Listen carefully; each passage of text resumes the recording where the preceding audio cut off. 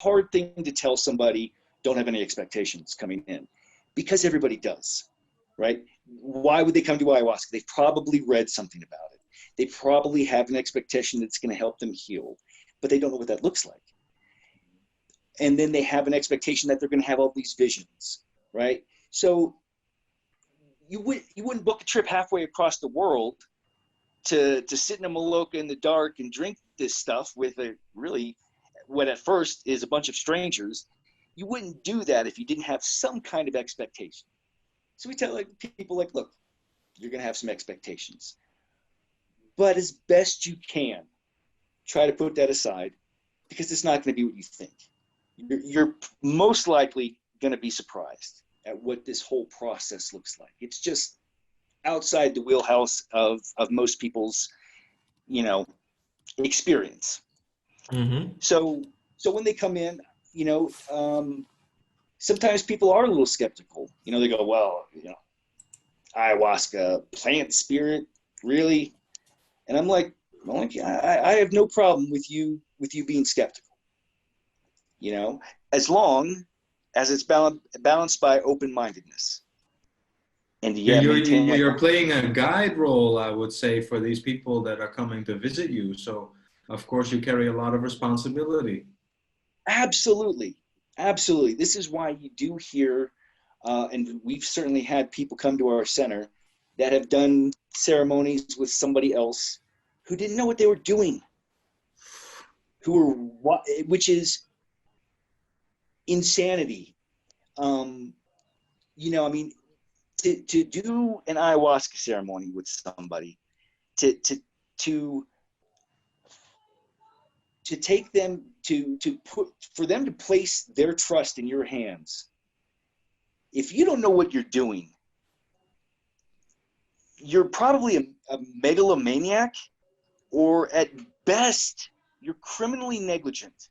And of course, unfortunately, some of the stuff that can happen to you in a ceremony, if you're not being protected, and if you're, it can go sideways if you're not with competent, ethically minded people. So, again, this means do your research, right? Anybody that you drink with, you should have tons of testimonials, testifying to this is a safe place. I felt safe. I felt looked after. And when I left, I felt better, and I continued to feel better. Because sometimes if the healing isn't settled in you, and if the healing isn't kind of what my curandera would say, if it's not protected, you could kind of feel better for a while, and then go home, and then slowly start to get back to where you were before. You can ride the high of some ceremonies and maybe some healing work, and go home and feel pretty good. But if that's not in there and protected, then it's kind of like building a house of cards in a wind tunnel, where life just slowly starts to knock away all those gains, and you find yourself back to where you started from. The more you can surrender to the experience, the easier it's going to be for you. Okay. It's when people get a little tense and they do a little fighting that it becomes pretty hard for them. Number one, okay, I don't believe in coincidence. I just don't anymore. Seen too much, don't believe in coincidence anymore. The number of times that guests have come, and you might have one guy from one part of the world and another guy from another part of the world. They don't know each other from Adam. Maybe there's even a 20-year age gap. And all of a sudden those guys sit around and start teaching each other a lot about themselves. Or they find a kindred spirit, or they say, man, we have exactly the same problem. It's like I'm looking at myself, and man, just listening to you talk, I learned a lot about what I'm doing wrong. And, and then the other guy's like, yeah, you showed me.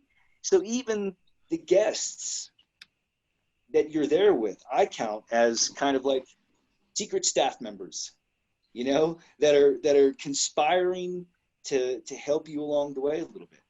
But yeah, like I said, going back to that, there is always something. And I tell the guests this a lot, because I'm like, look, for example, if you let's use an example of this one girl that I had.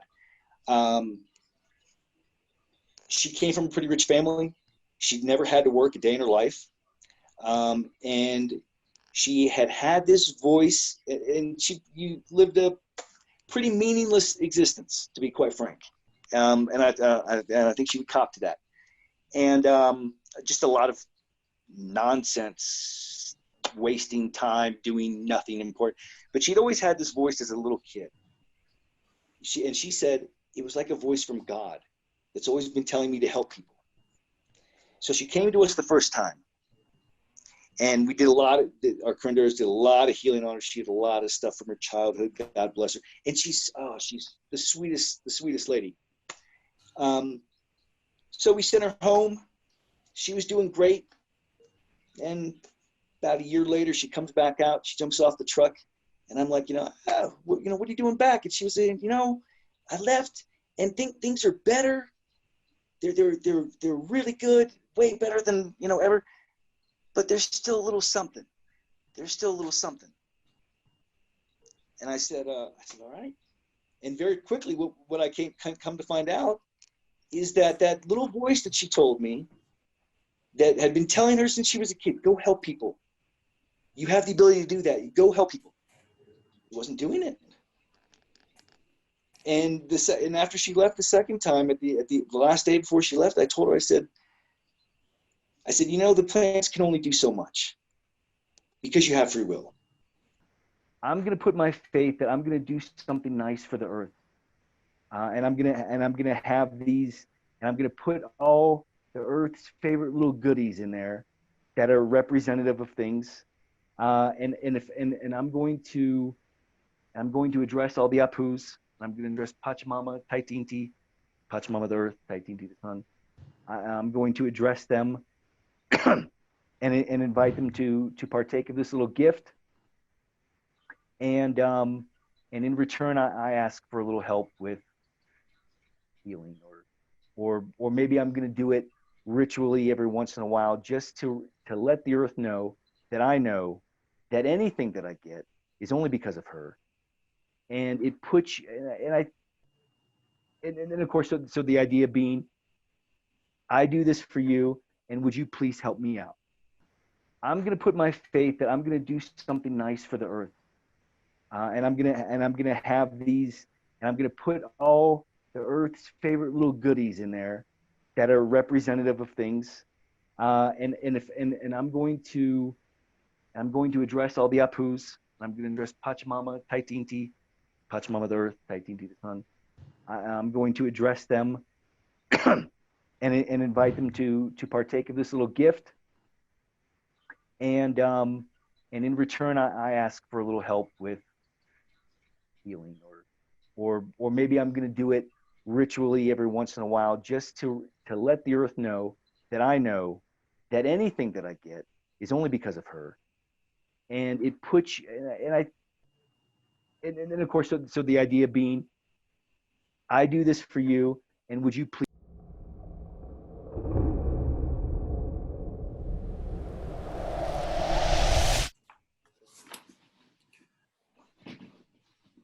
All right. Hello, everyone. Welcome to Common Underground Podcast. I'm your host, Jasper Onas.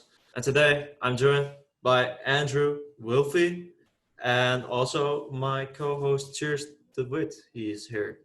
Our guest, Andrew Whelpley, is right now in Pisac, right, in Peru, where we... Correct. Yes, correct, And it's right? Whelpley. It's Whelpley. It's a hard name to pronounce, but my dad would be disappointed if I didn't correct you on the pronunciation. It's okay. Whelpley. Whelpley. Yeah. Whelpley. Okay, sorry. Yeah. All right. No problem. And so yeah, you're in Pisac where we met, and a pretty interesting place. So I know from what I've gathered through our encounters, even though they were pretty short, did make some impression and on me, and it stuck around, and we chatted a few times. But I know from what I've gathered is that you work in the jungle in Iquitos. There you do some ayahuasca ceremonies. You at least gather them, and you have a specific role there. You could talk maybe a little bit more about what that role actually is there. But I know that you work together also with Hernan, which is our, he is like the guy that I spent my hostel was what was his place. And also he is a Pampas Mesoyok, which is kind of like a shaman. But then the shaman is a more Eastern term.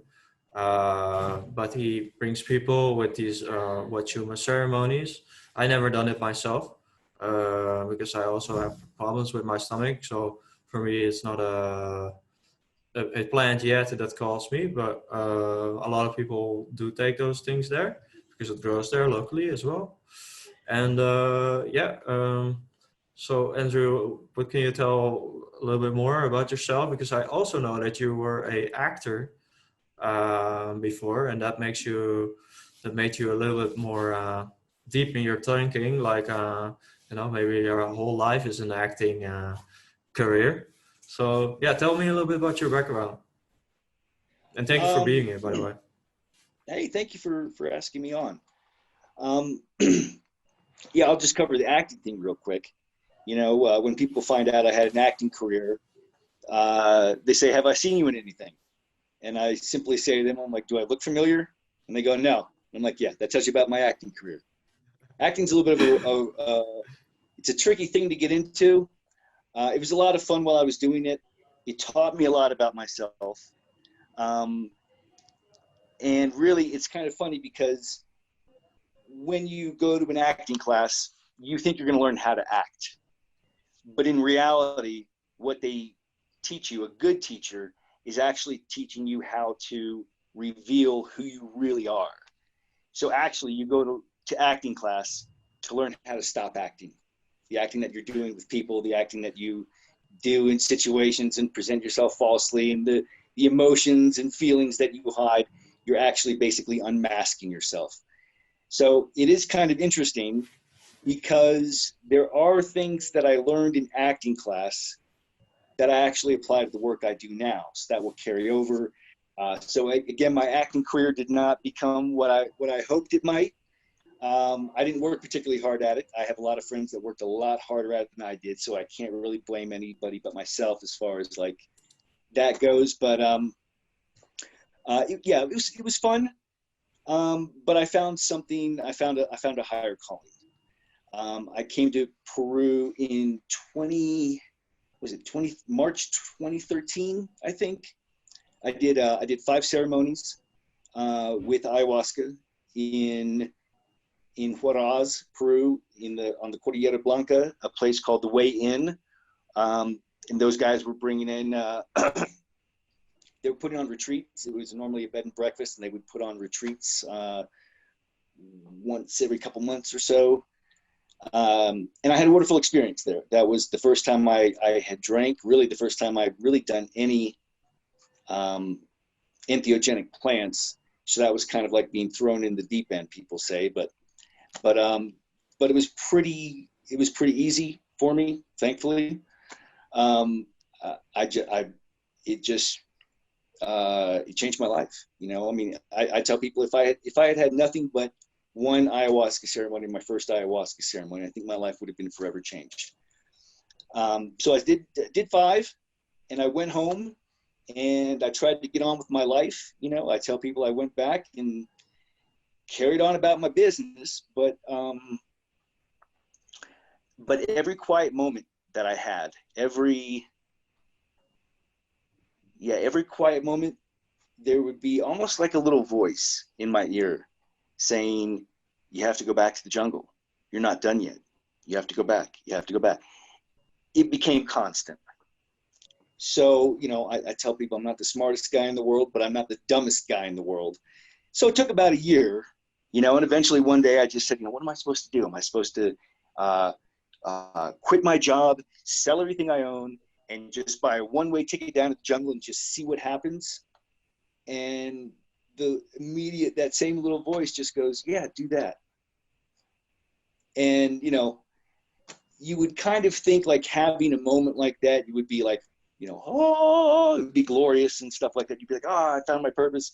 But for me, it was quite the opposite. It was kind of like, oh man, now I have to do this.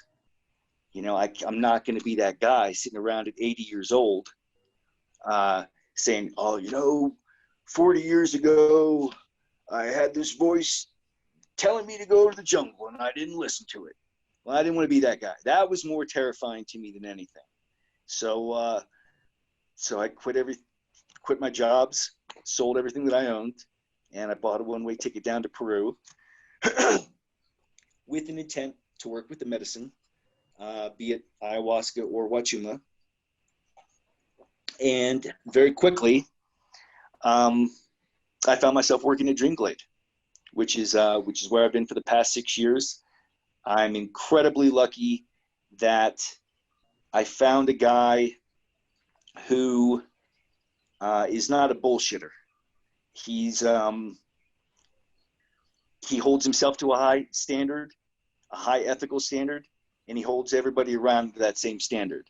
And I tell people, like, I knew right away that we were gonna run a good center, and that it was gonna be better than good. It was gonna be exceptional. And I think we've done that over the past 6 years. We've grown a lot in the last 6 years, improved a lot, and we're always trying to find ways to improve. And we're really lucky in the sense that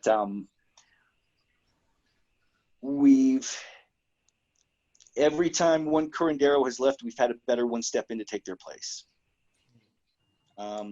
So in the two that we have right now, I really have a hard time imagining a better group than Raul and Lydia, who are the curanderos at our center right now. And what do you provide for the people that come there? You walk them through the whole like ayahuasca ceremony, or there's also a diet I know that you have to follow before taking ayahuasca, and the integration is also a very important key, sometimes left out by some people, but I do think that these experiences are very powerful, but we do have to take time to really bring it back to our own culture, which is not in the jungle, and very in our mind we contextualize from intellectualism, so we think a lot about things, so our mind is very different setup than the people who live there locally. So in what respect do you guide the person that comes there? What approach do you have, or do you have a different approach for everyone, or how does this process work with if you come, like if I would decide to come there, take an ayahuasca ceremony, what would be the process you bring us through? Yeah. So number one, there are a lot of people get hung up on a particular diet beforehand, and it's always nice to do that. I mean, it's nice to do any kind of little things that you think would help along the way. Maybe starting to eat better and exercise, and maybe if you have a little meditation practice, that's always nice. Those things always help out. But we don't tell people to get too hung up on the diet, because especially if they're traveling, we want them to come in energized, right? And if you're not used to dieting, or if it's just going to be too hard to stick to that diet, it's not necessarily important to have that in place. For example, we've had plenty of guests that have come out that looked at us kind of sheepishly and said, "Oh man, I had a cheeseburger and fries for lunch, and a Coke even. Is that going to be all right?" And in our experience, it doesn't seem to make that much of a difference. So it's more you coming in and being, I guess, a little bit enthusiastic, or at least open-minded about the experience. I think that tends to play more of a part in it than necessarily diet. again, hey, anytime you want to eat better, that's going to be better for you. Fantastic. But it's not completely necessary. So when people come be in, a suggestion as well? I'm sorry, what's that? Could it partially be suggestion as well? What do you mean by suggestion? Well, like that it, people step into one of these ceremonies believing something, like that they are. I have read about a purification people go through. Is that something that you've experienced, where people maybe throw up, they vomit at the start of these experiences to kind of purify their system? Is that true? So you got to understand, like, there's about as many different. Each curandero tends to have his own little way of doing things. Each healer, each person running the ceremony. So one guy might swear that when you come in, you need to do a tobacco purge, or and that's we're going to do that first. Okay, fine, that's great, but it's not necessary. I mean, unless I would say, like, kind of drink the Kool-Aid a little bit. If you got a guy who comes highly recommended, and he's got a good track record, and people, across the board say, this is a good guy, I felt better afterwards, I've continued to feel better, do what he's doing. I mean, but by the same token, you should never really feel pressured. Like, for example, if you go to a guy and he wants you to have tobacco purge beforehand, and you don't like that, or you don't feel that's necessary, you do certainly have a right to, to say, like, thank you. Yeah. I myself get allergic reactions to tobacco when I consume tobacco, so that's not a good idea for me personally. Yeah. And everybody is different that way, I guess. Yeah, I wouldn't as well, because of my IBS. It's not good for my irritable bowel syndrome, but like, it can be very, like, thing I do have to, like, stress importance to is that people have certain discipline if they want to develop themselves spiritually. That you can have a burger and stuff. It's not the end of the world, but eventually you do want to be more in tune with yourself, and it includes diet. So I do believe that it is important, but I agree with you that, of course, like, your mindset is much more important, and your attention, but it does play a key role in developing yourself. So yeah, go ahead. I was going to say, so you touched on an interesting point. You said it's necessary for them to believe something coming into the ceremony. And again, I would kind of go back to the term open-minded. For example, I don't have a problem with people being skeptical. I think it's important. So if somebody comes in and they're like, I don't know what this is going to be like.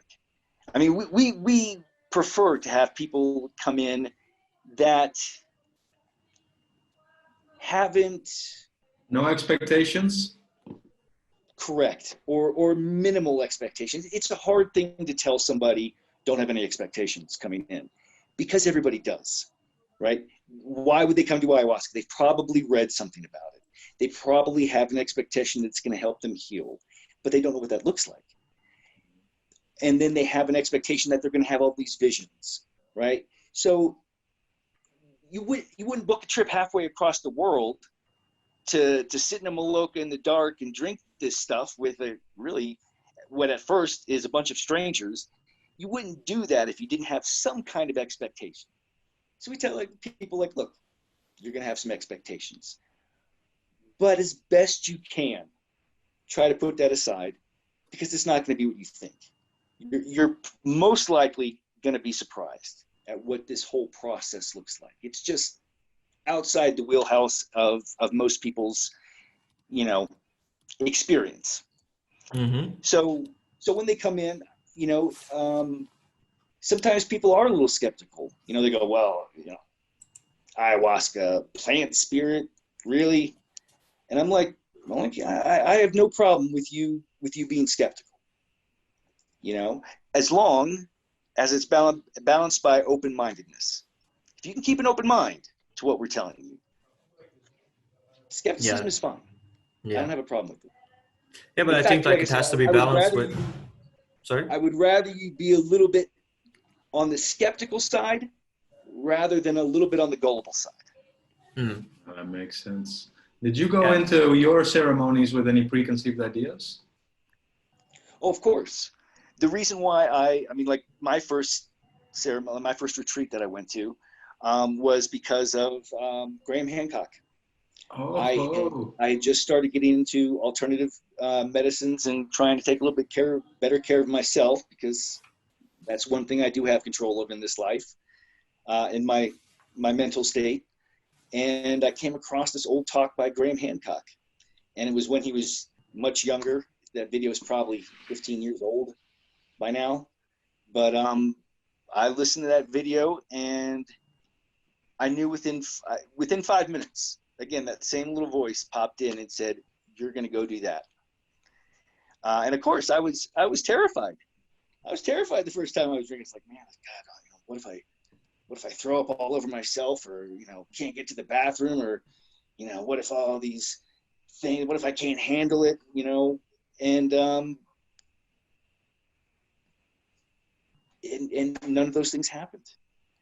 Again, for me, it was it seemed like a celebration at that time. And it was some people had it a little rougher, and I've had plenty of rough ones. So I'm not saying like this whole thing's been a cakewalk. It's not. If you drink ayahuasca enough, she's gonna rattle you at some point. I say she because generally ayahuasca is perceived to be like a feminine spirit, so I will refer to ayahuasca as she.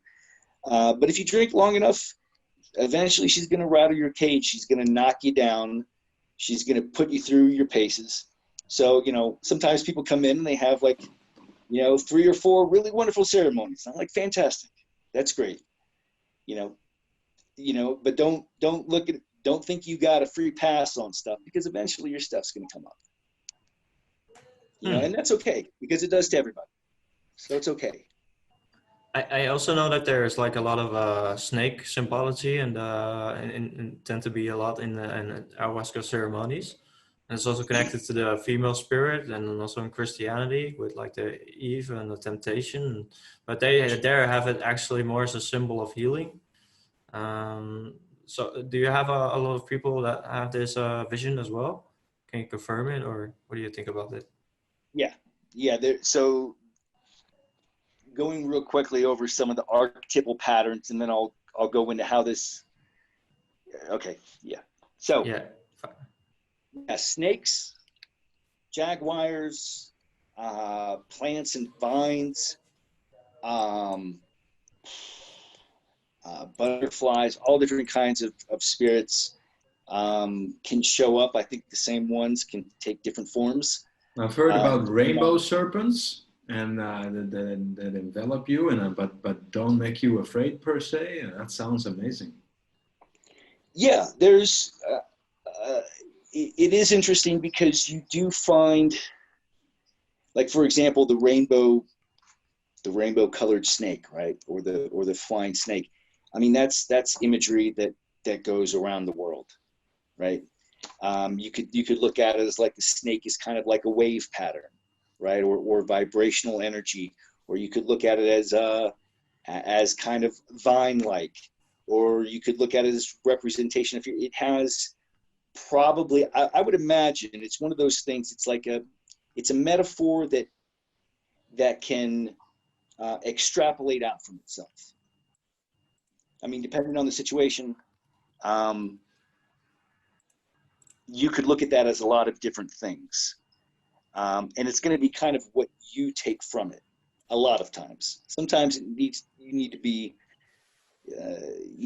kind of helped with what the plant might be trying to tell you. That comes from experience. But yeah, this snake is a big archetype.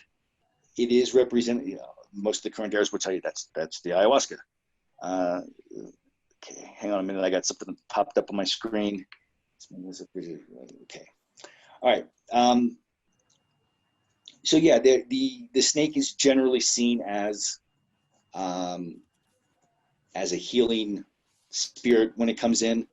And yeah, it is kind of funny how you would think that might be terrifying if you closed your eyes and you saw a snake-like spirit that seemed as real as anything, you know, as real as me sitting here talking to you, and it comes up and wraps around you. But you would be surprised how a lot of times people sense it's okay. You know, sometimes they get a little nervous, a little on edge, and that's that would be a normal response. But you would be surprised how many times people, even people who have phobias of snakes, you would be surprised how many times they actually get a sense that it's okay, and how they intuitively know that spirit is there to help them. Mm. Yeah, you can see the symbolism of from the Incas. They use these three animals, and one being the snake, the other one being the condor, and another one the puma.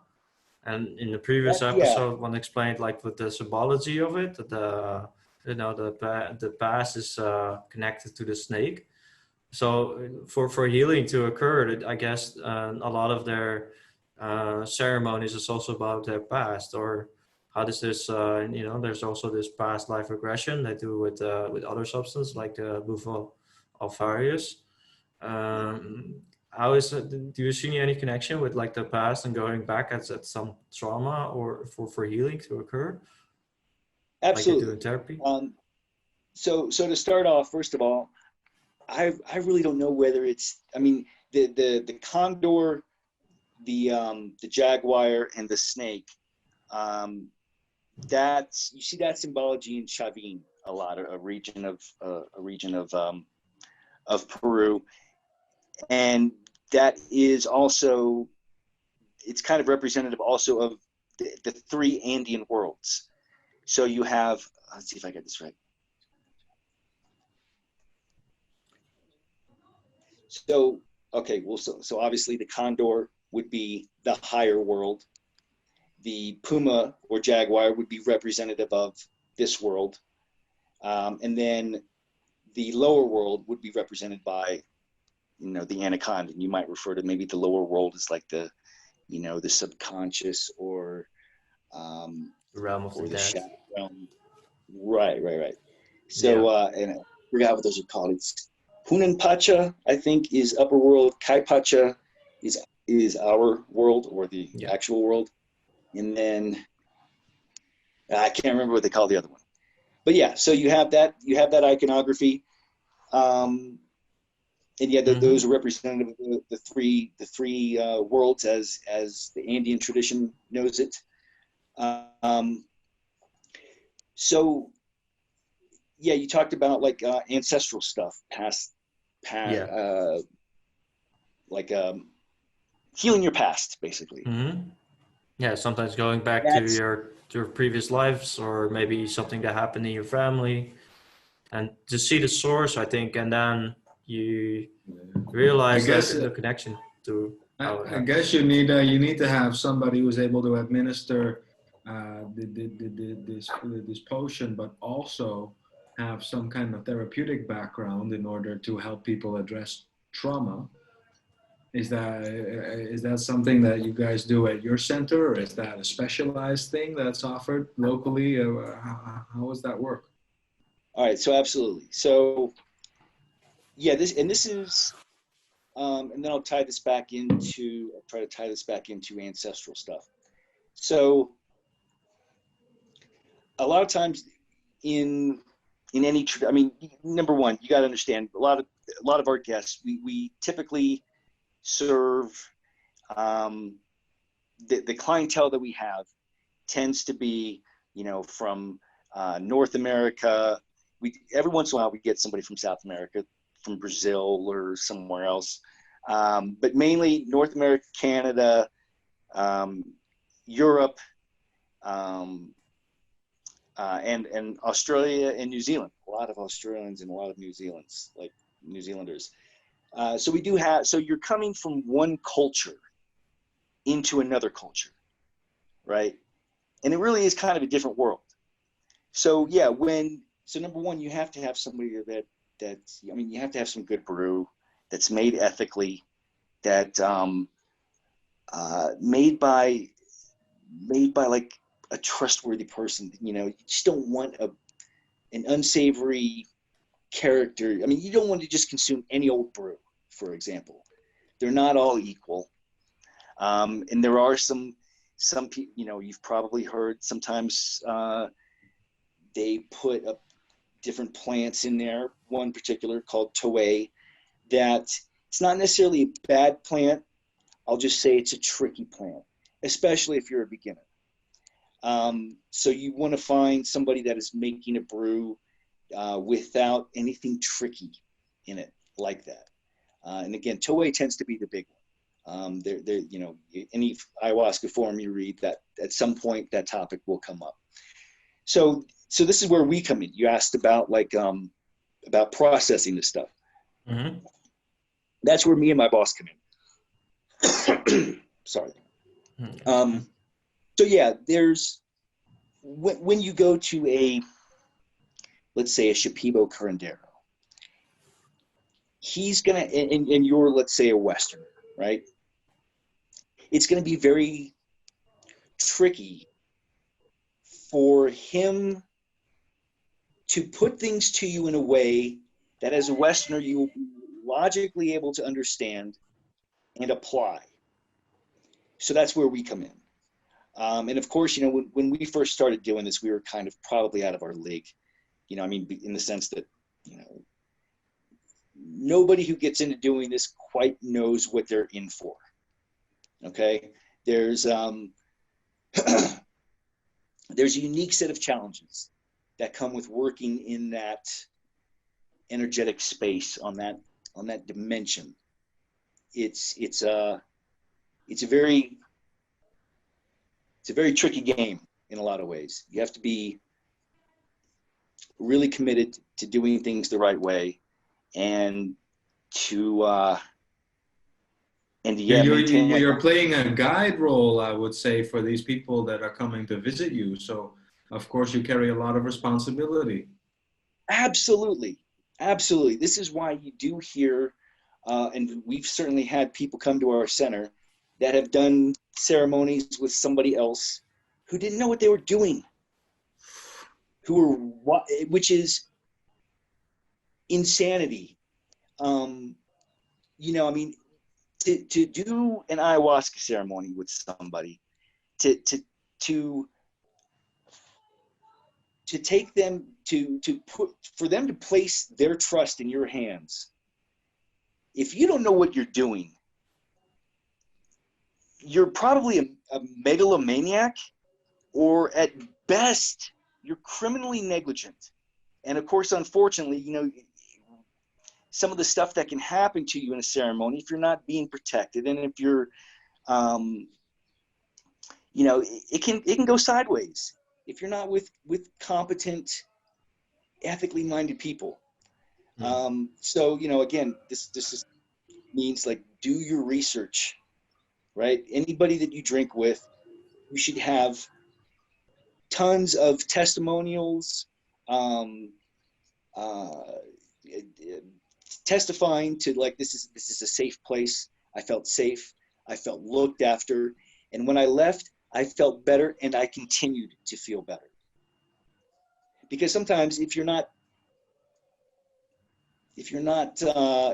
the healing isn't settled in you, and if the healing isn't kind of what my curandero would say, if it's not protected, you could kind of feel better for a while, and then go home, and then slowly start to get back to where you were before. You know, you can ride the high of some ceremonies and maybe some healing work, and go home and feel pretty good. But if that's not in there and protected, then, you know, it's kind of like building a house of cards in a wind tunnel, where life just slowly starts to knock away all those gains, and you find yourself back to where you started from. I mean, that's actually one of the better scenarios that can happen if you're doing a ceremony with somebody who doesn't know what they're doing. Oh yes. So what we do when people come in is, number one, before we serve them anything, we sit down and we have a nice long talk. It usually goes about an hour and a half. Sometimes if I do the talk, it's an hour, because I kind of try to be a little bit more precise. But usually my boss does the talks. He sits down, and for an hour and a half, we take them through what the ceremony is going to look like from beginning to end, and all the little things that are probably likely to happen along the way. And we give people very clear instructions, very simple instructions on the best way to get through that. And most people find that a great help, right? Because my boss, the reason why we do this, because my boss is like, man, the first time I drank with some, curandero out in the middle of the jungle, and he basically handed me a glass and was like, good luck. And he's like, I didn't know what to expect. I didn't know anything. My goodness. So what my boss did when we designed this talk is, and we keep adding to it, we keep tweaking it, depending on what new ways, better ways we can explain this to people. We take them through an hour and a half, and basically it's all of our accumulated wisdom condensed down to it's like, here's what's likely to happen. Here's the way you're going to get through it. And then of course we're always on hand. There's typically 3 of us, 3 facilitators to 9 guests, and then there's 2 curanderos. So we always have a pretty good ratio of guests to facilitators. And then what of course, is a curandero? I'm sorry, curandero is, in Spanish, just means healer. Okay. So curar means to heal. Curandero would be a healer. They don't typically tend to use shaman like Jasper, you mentioned. It's kind of a Western word. It actually comes from It's a Siberia. loaded term, perhaps, nowadays. Yeah, I think the definition of basically, I think it's Siberian or something like that, but it basically means one who knows. All right, well, what does that mean? Knows what, right? So you can have somebody that knows something. That's fine. But can they heal you? That's the question. Exactly. Like for example, you can go into the jungle and you can find plenty of people that will serve you ayahuasca, maybe cooked up in their bathtub, who knows? But do they know how to protect that space? Do they know how to heal you? Do they have the relationship with the plants to do healing work on you? So when you come out of it, you feel better than you did before. So going back to what we do after the ceremony. So again, a lot of people find that talk really helpful. It really kind of puts them at ease going into the ceremony. It gives them a little bit of a game plan. So it's like, okay, this is probably going to come up. Okay, he said to do this, da da da. And then of course we're always on hand. What's the most important piece of advice you'd have to give somebody that's going to go through this in that talk? Surrender. That would, if it came down to one thing, right? The more you can surrender to the experience, the easier it's going to be for you. Okay. It's when people get a little tense and they do a little fighting that it becomes pretty hard for them, right? It can be challenging, even if you're completely surrendered. It can be pretty challenging. But if you're going to be fighting it the entire time, so no resisting it. It's going to be hard. It's going to be a hard night for you. And again, that's what we're there for. We always tell people, like, look, at any time, if you're not happy, call us over. We can talk you through this. We never leave anybody struggling. We never just leave them by themselves. Somebody's always going to be there with them until we get them through it. And we can, because we've done this for 6 years, we can usually get people through these things pretty quickly.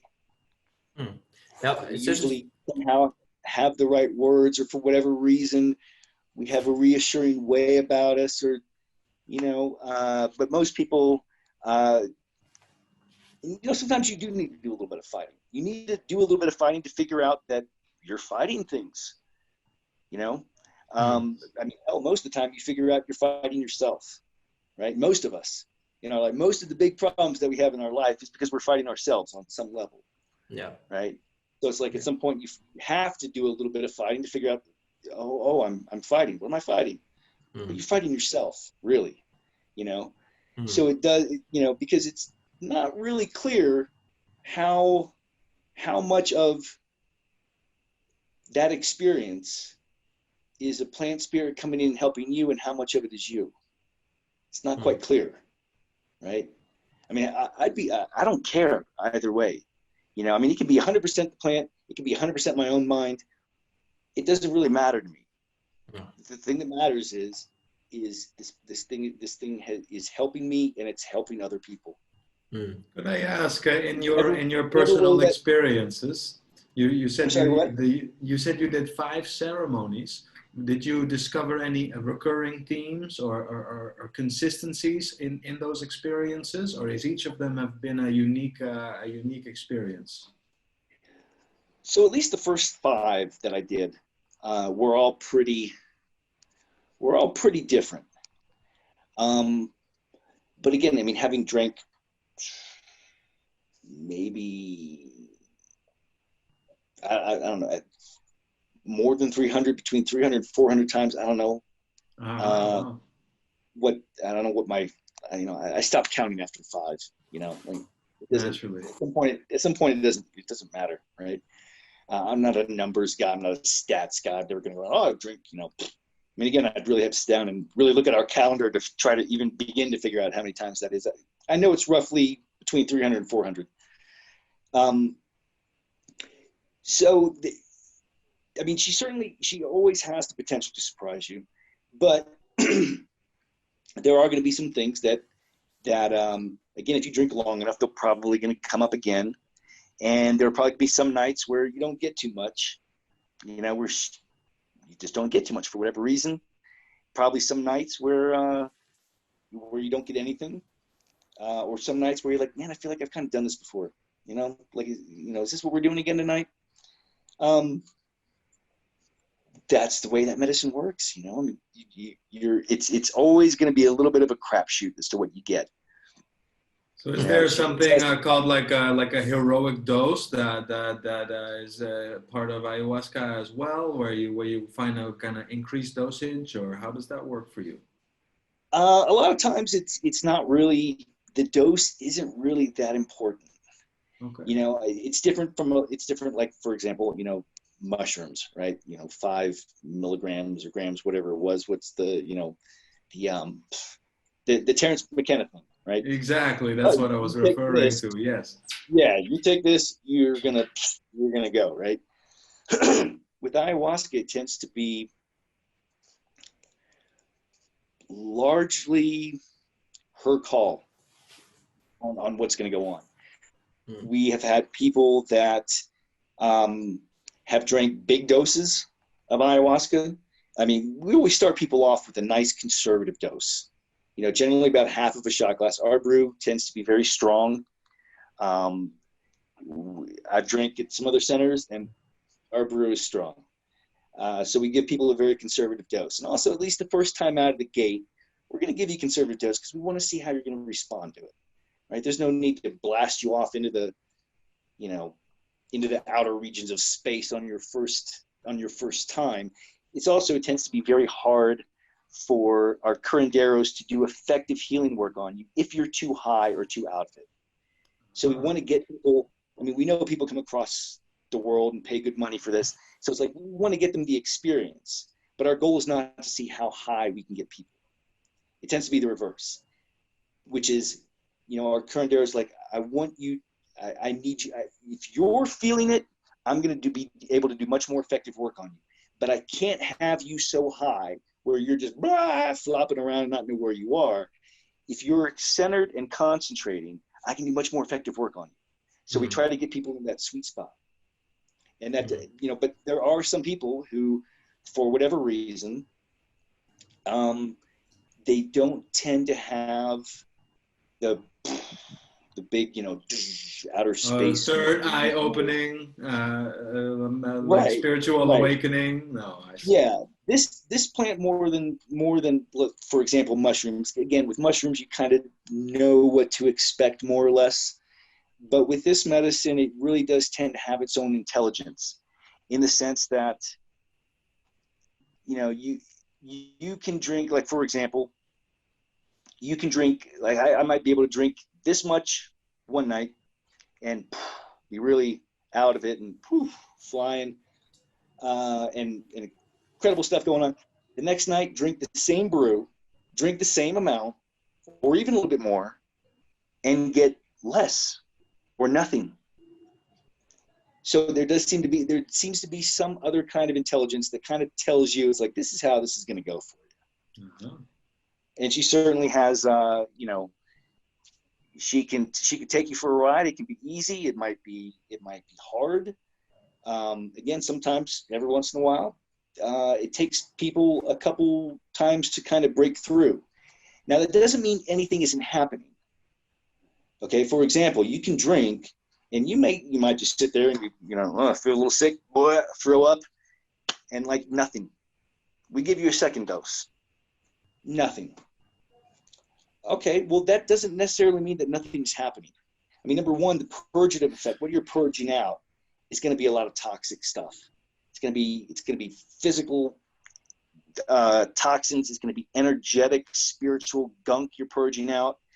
And then the curanderos are also doing work on you. So sometimes they see, like, we actually did a lot of work, but the guest every once in a while might be like, I don't know, I didn't really feel that much. I feel maybe a little bit better, and it's nice being here and stuff, but I really didn't get the big show.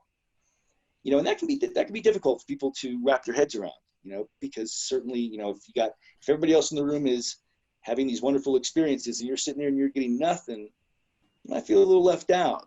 You know, you might feel a little cheated by us or the medicine or whatever else. And you know, that it makes it, it's hard to, I mean, we certainly understand how people feel that way, but that as part of what we offer, it's like, you know, sometimes people like to ask, well, how's this going to go for me? And we say, we don't know. We don't know how this is going to go. You know, you're largely in charge of that, and the medicine has a say in it, and we don't know. Yeah.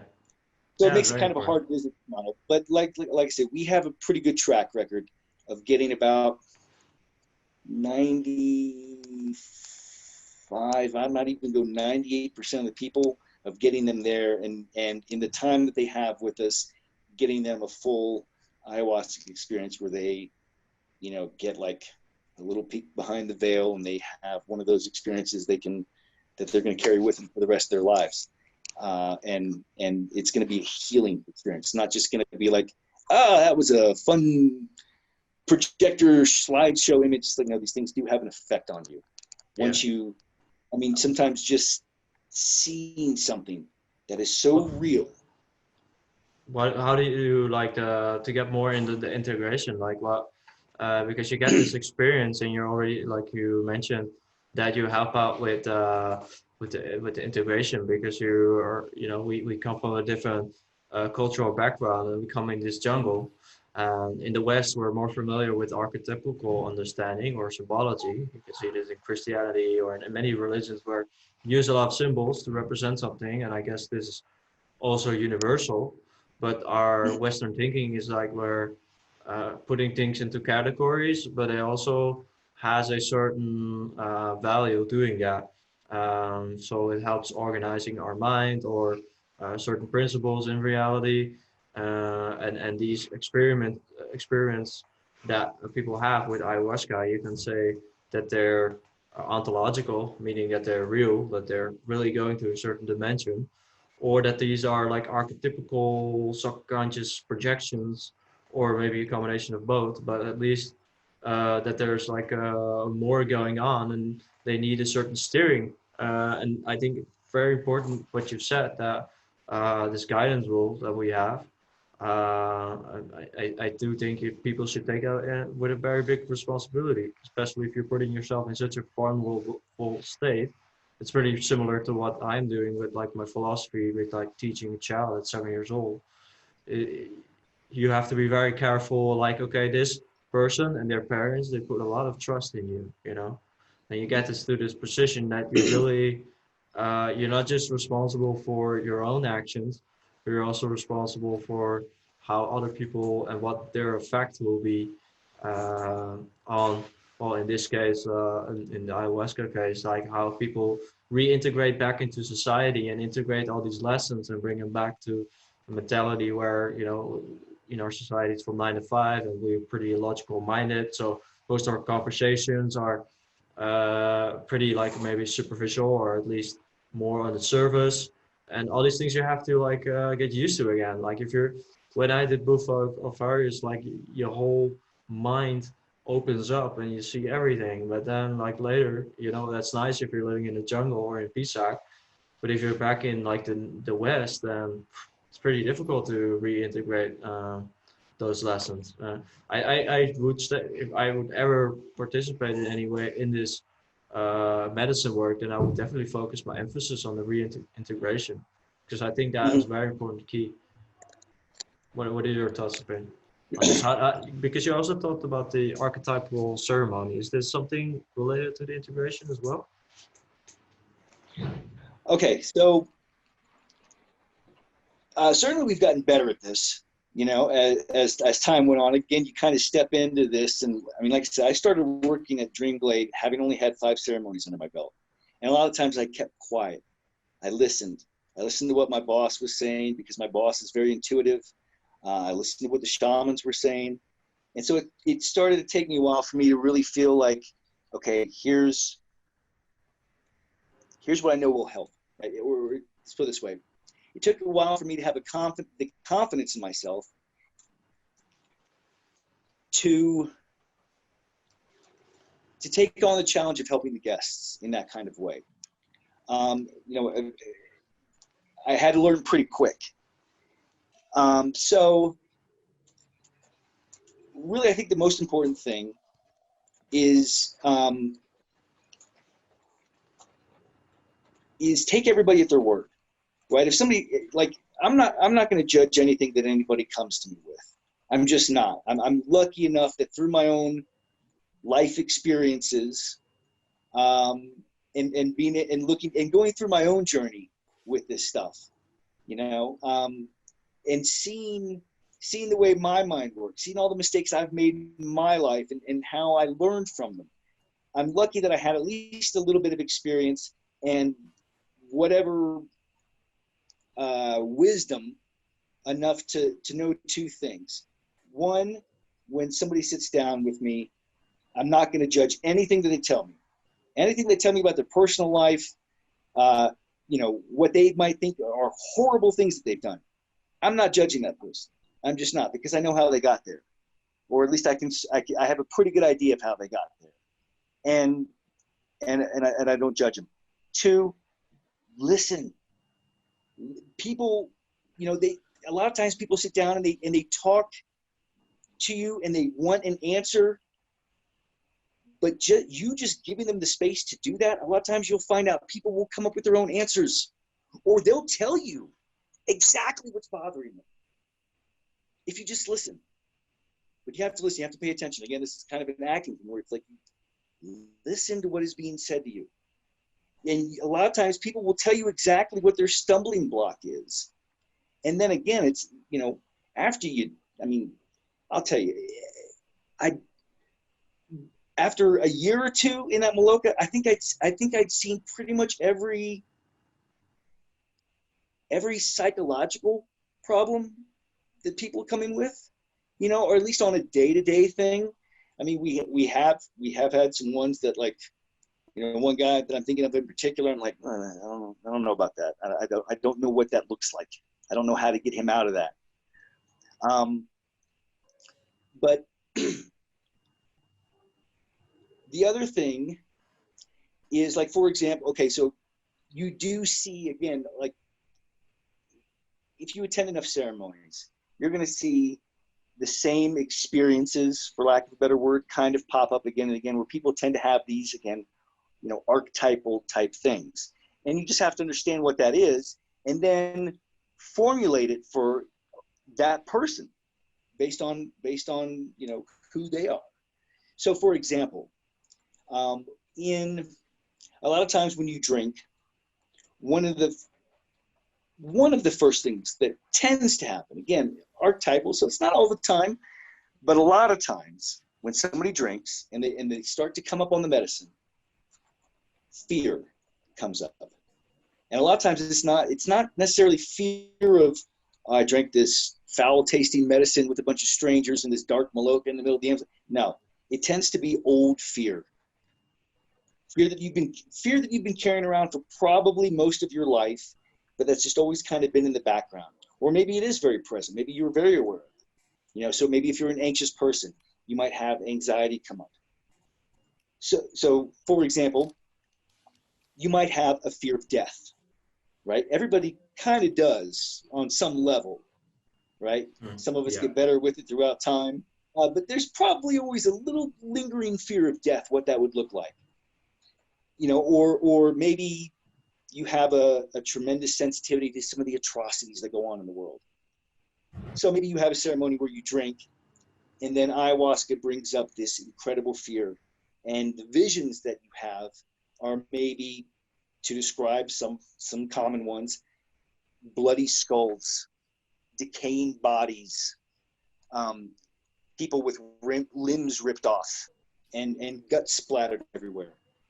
And if that's the vision that pops up for you, and you hear everybody on the internet talking about like, oh, I saw these wonderful things and I went out in the jungle, and all of a sudden you got that stuff pop up, that could be pretty disconcerting to you, you know?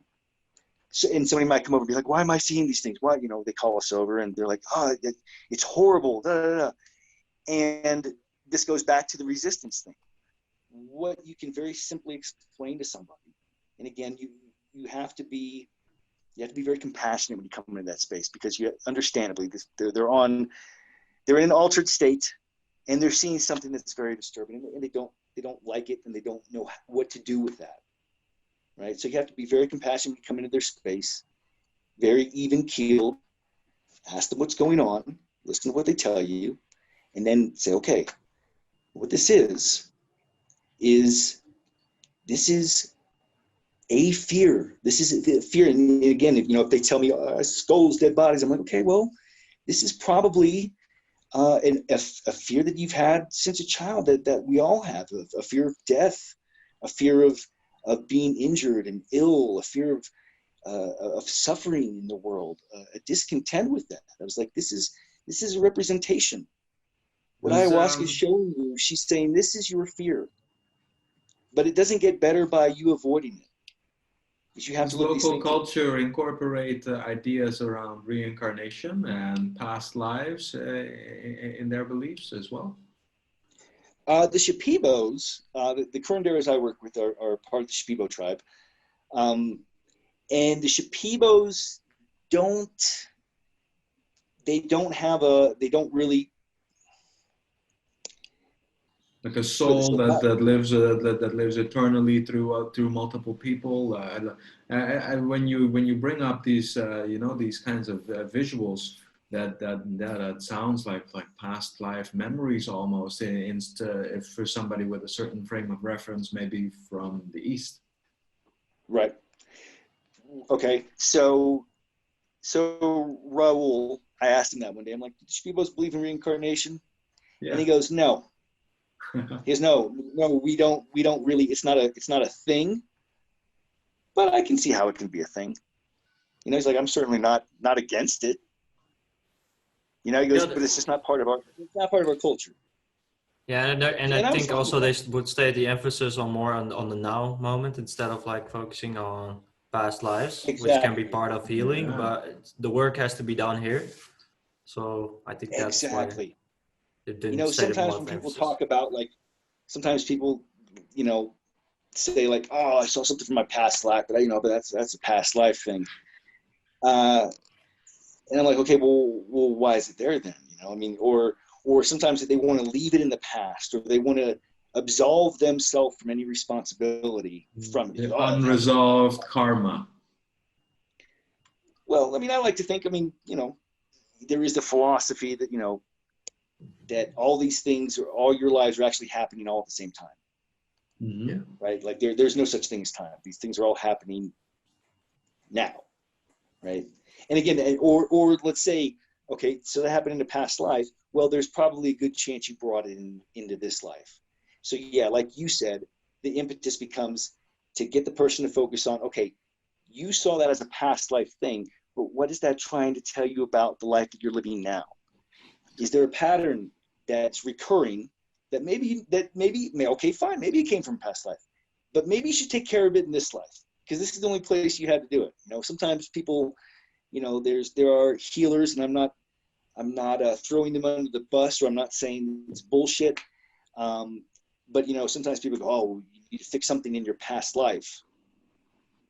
I don't know anything about that myself. No. But I do see oftentimes when I'm talking to people, it's like, yeah, you don't need to go fix it then. You need to fix it here. I don't know how to help you fix it in a past life. But if you fix it in this life, then you will be fixing in the past life if all time is concurrent. Yeah. You want to talk about time travel? Fix what's going on right now. And then you start to heal all those past wounds. But you do it now. So I don't talk to people. If people want to talk about past lives, I'm like, I'll give you some theories. Let's talk about how this is probably trying to tell you about something that you've brought into this life that That's we can amazing. fix here. Yeah, so Right? so something that would be more important is the emphasis on healing, and I think myself, like, I think about this, like, is it even possible to heal others, or are you just supporting someone that heals himself? Because I personally believe that if you want to heal yourself, it's ultimately yourself doing it, or at least allowing it to happen. So what is your thoughts on this? Like, do we share a responsibility in healing, or is it my responsibility to heal, or your responsibility in the ceremony? How do you see this? I think it's a co-creation. You know, um, here's something that I did ask my curandero about, and I asked him. I said, and it was part of a discussion that we had. But basically, what it came down to is me and him shared the same idea, which is there's always going to be something in your healing that only you can do. You have to do it yourself. And conversely, there's always going to be one thing in your healing that you need somebody else's help for. Why? Because it keeps us all playing together, right? As people, we need people. You need somebody to tell you these ideas. I've never heard of anybody who just figured it all out by themselves. At some point, somebody shared something, right? Mm-hmm. So I look at it as a co-creation. It's like, yeah, there's, you know, there is a, we all play an equal part. When people come to our center, number one, I tell people, I'm like, well, you know, like when people get to our center, I say, well, you already decided that you're going to start healing yourself. You already made that decision. I didn't book your reservation for you. I didn't That was get you on quite a a plane back. commitment already. I didn't pay for it. You did all that. So if you get to our center, to me, you've already started healing because you made the decision, right? And then, of course, all of us, we're all equal players in it. I mean, I play my part. My boss plays his part. The curanderos play their part. The medicine plays its part. And then even all the other guests play their own part.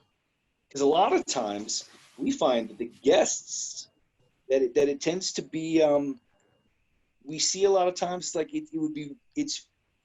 number one, okay, I don't believe in coincidence. I just don't anymore. Seen too much, don't believe in coincidence anymore. The number of times the guests have come, and like you might have one guy from one part of the world and another guy from another part of the world. They don't know each other from Adam. Maybe there's even a 20-year age gap. And all of a sudden those guys sit around and start teaching each other a lot about themselves.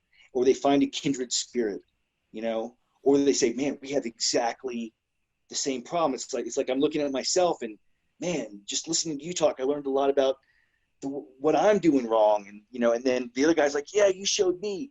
So even the guests that you're there with, I count as kind of like secret staff members, you know, that are conspiring to help you along the way a little bit. But yeah, like I said, going back to that, there is always something. And I tell the guests this a lot, you know, because I'm like, look, for example, if you let's use an example of this one girl that I had.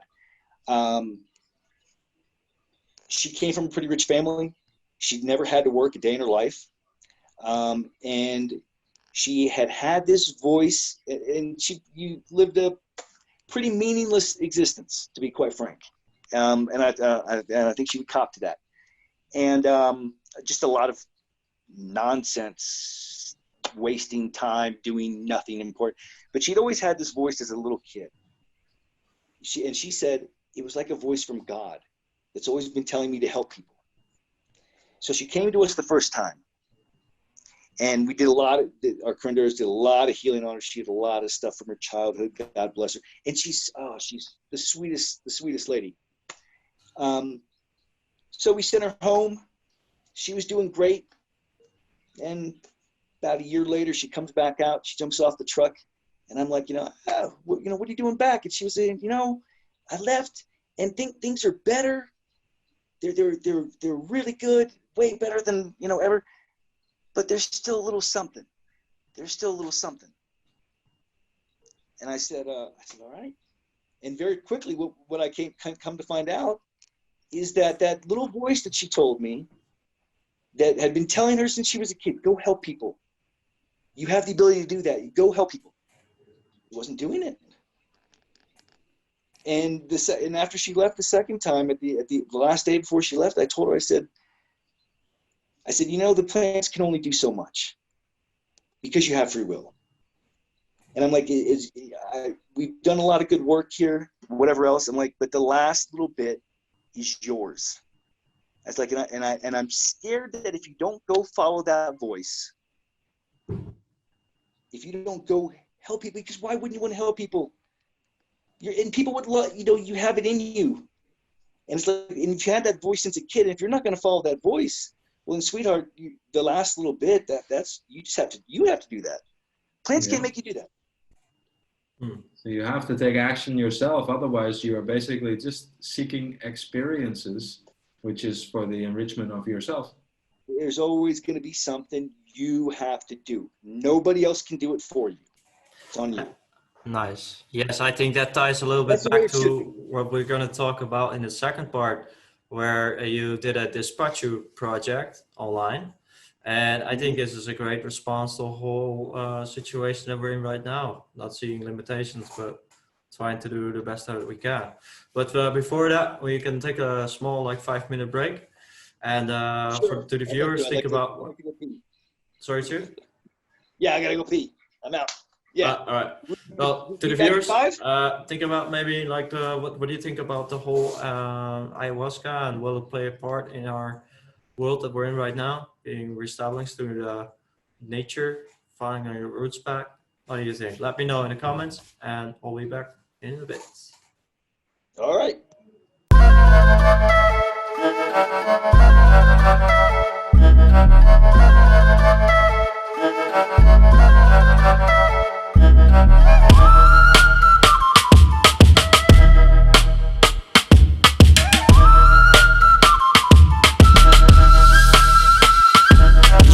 Take off your robes and sandals, bathe in the golden channels, light some incense and candles, anoint your skin with oils and spice, mother of life, Nefertiti my wife, whose moon is bloomed in the inner room of Amen, a dancer in the east, wearing the wings of Aten. Isis has smiled on her beloved child, she embarks into the sunbark, beauty of the Nile, and my heart is swept, like the shrine of a temple, surely Ra has wept, 1,000 lotus petals.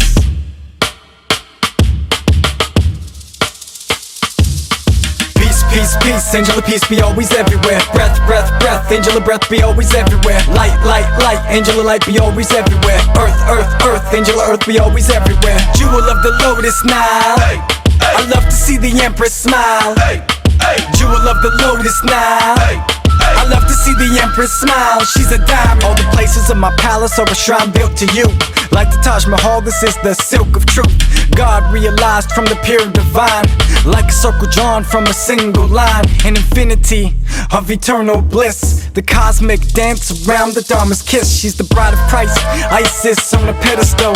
Divine Mother, I dedicate this episode.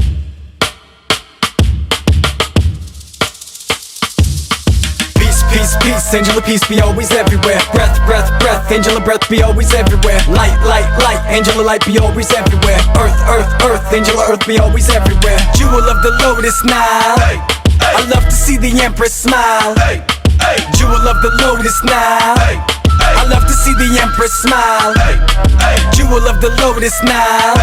I love to see the Empress smile. Jewel of the Lotus Nile. I love to see the Empress smile. She's a diamond.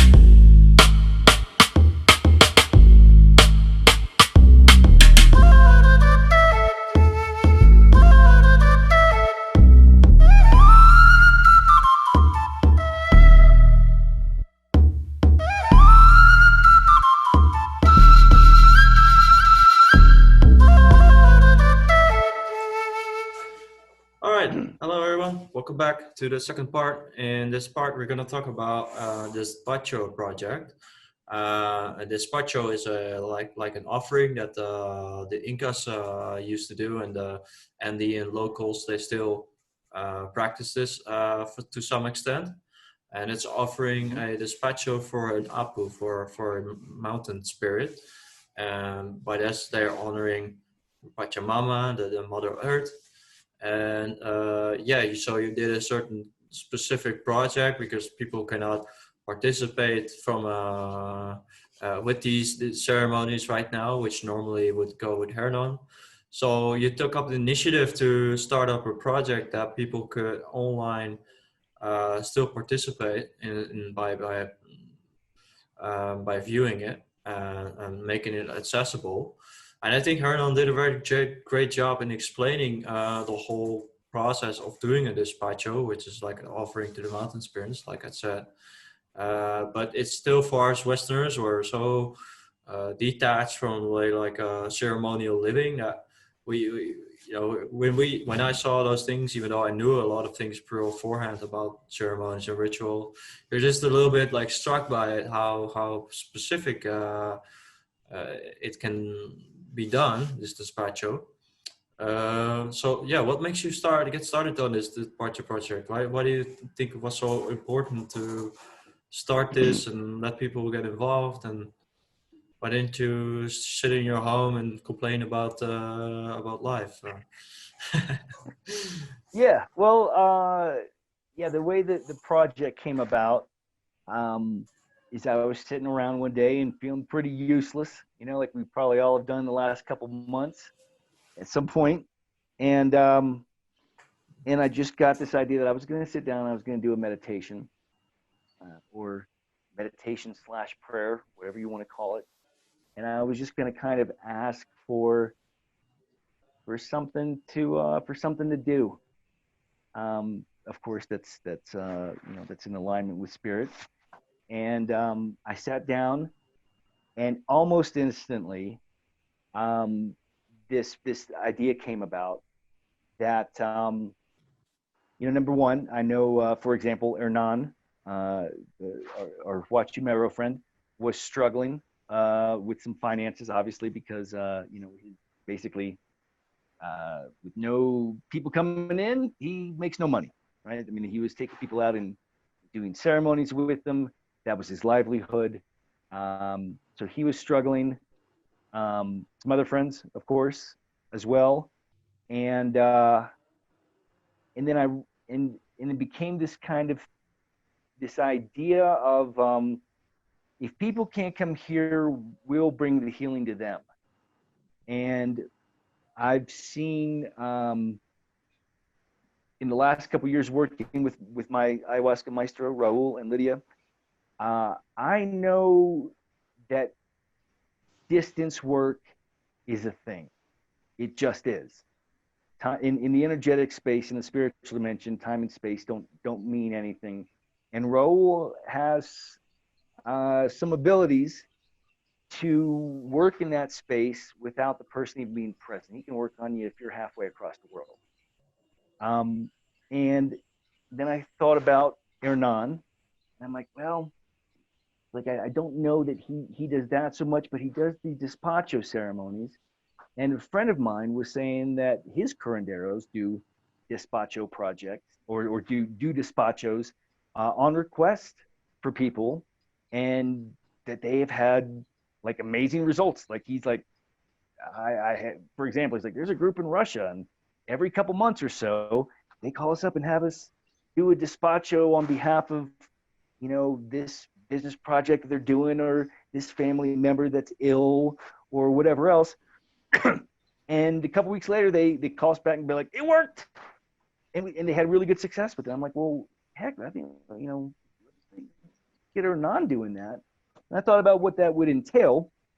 And I'm like, well, people need to kind of know what that is. They need to have an idea of what a despacho is. So like you said, a despacho, it's a gift to Pachamama.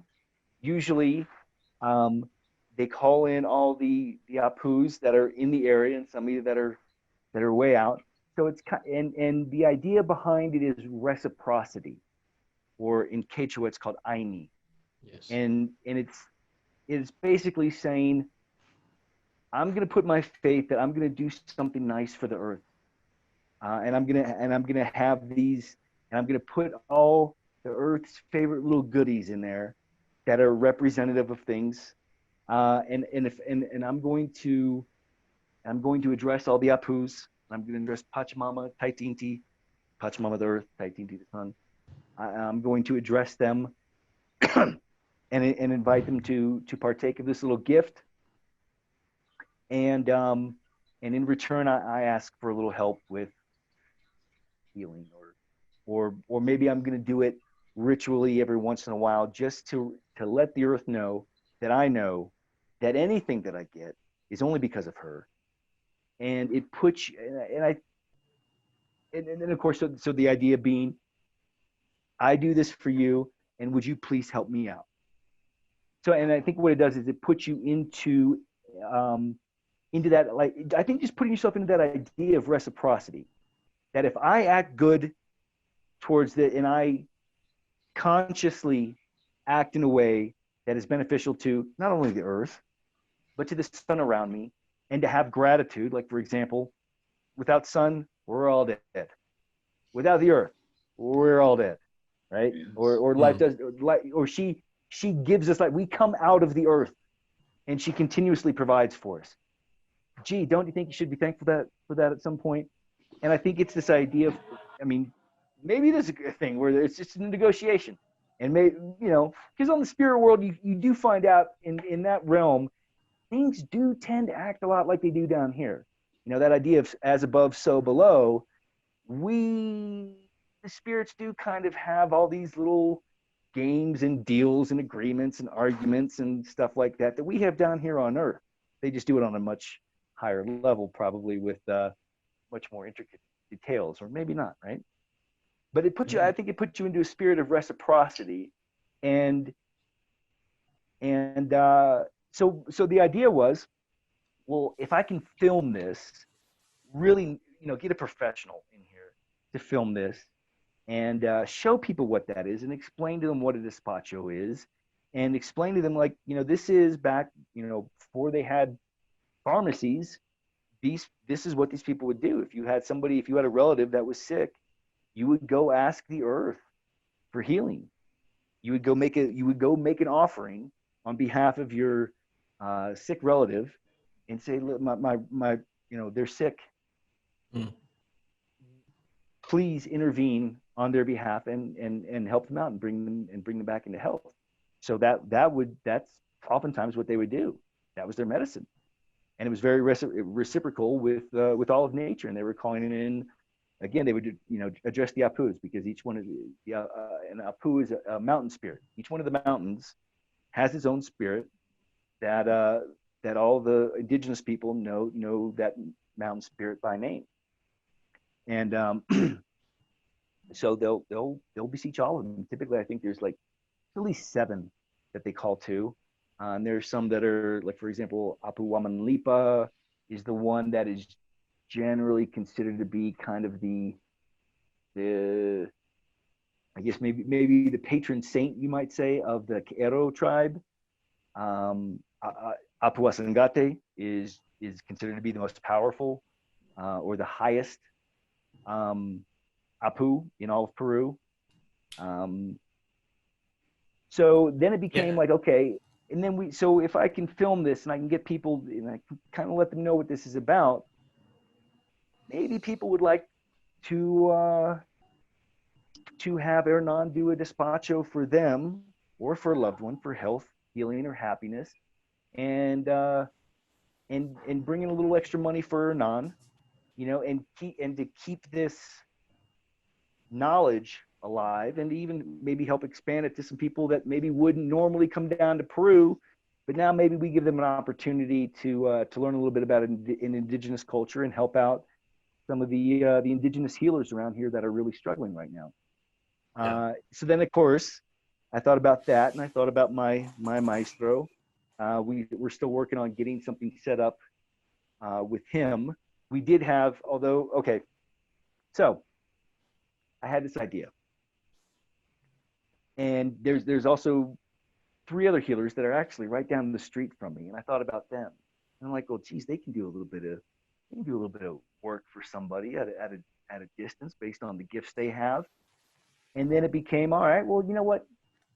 If this friend of mine named Emmy popped into my head, and I'm like, Emmy would be a perfect person to do this with. I'm gonna have Emmy pick somebody in the States that she knows that needs a little help. And at first, I really wanted a challenge. I was like, look, give me somebody who's, medical sciences, doesn't know what to do with them, who's really at their wits' end. We'll see if we can help them out.